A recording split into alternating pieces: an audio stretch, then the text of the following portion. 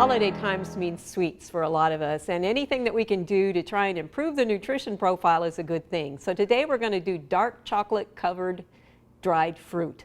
It's a long title, but it fits right in with an upcoming event. December 16th is the National Chocolate Covered Anything Day. So today we're going to fill that void and start making some chocolate covered dried fruit. What I've got here is just some chunks of chocolate, and I'm going to cut them up a little bit. This is dark chocolate. It's just the kind that you would normally eat. You could use other kinds of chocolate if you chose to, but I want to break them up just a little bit so they melt more evenly. One of the things that you'll find about chocolate is that, particularly in the microwave, which is the way we're going to melt it today, it doesn't change its shape when it melts. It stays the shape that you put it in, so that we want to break it up and then we want to stir it every little bit. So I'm going to put this, I've got about 2 cups of chocolate.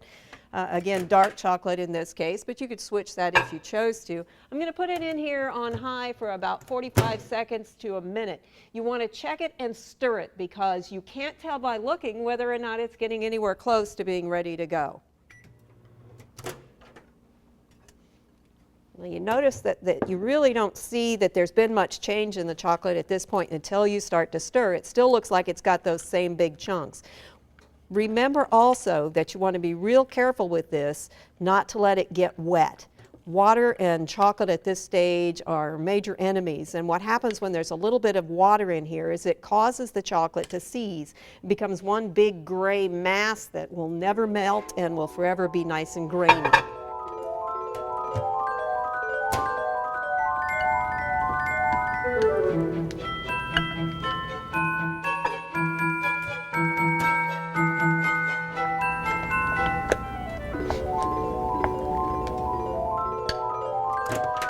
Just keep cooking it in 30-second increments, and when it still looks a little bit lumpy, you want to go ahead and start. Chocolate should never get warmer than 120 degrees when you're melting it. What our goal is here is to melt the crystals fat that are in here and reform them. Now our issue is that when you melt the chocolate, when you buy the chocolate, it's finely tempered, which means the fat is in the right type and the crystals make a chocolate that's smooth and shiny and hard.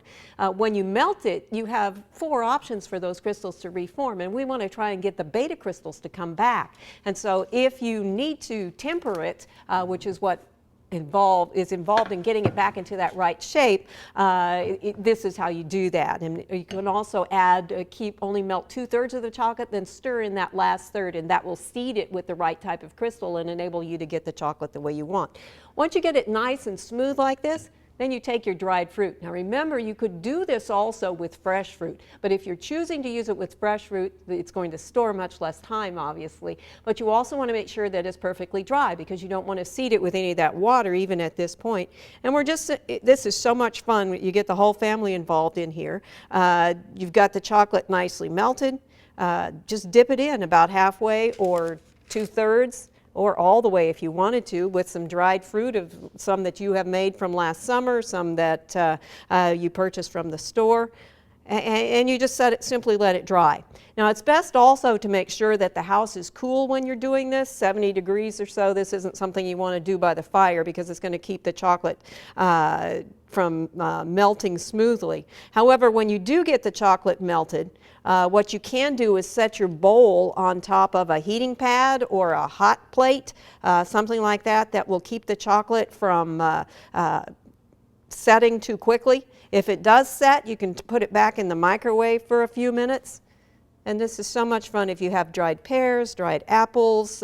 You could even do it with smaller pieces of dried fruit, but dipping them in about halfway to 2/3 just is a real pretty thing to do. It makes a nice gift. It also gives you a little bit more nutrition than the traditional chocolate covered things and chocolate candies and that we usually have, like fudge.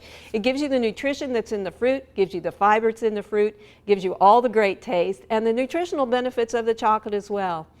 These need to stay in a cool place for probably half hour to an hour to set. You could put them in the refrigerator if you wanted to.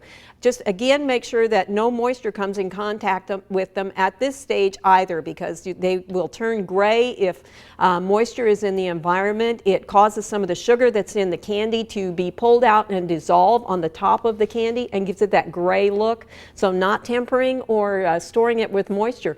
Either one of those can give you that gray look, or that what is actually called bloom appearance to it. These are great, wonderful, great way to celebrate the holidays with a little bit more nutrition and wonderful taste. For Oklahoma Gardening, this is Barbara Brown.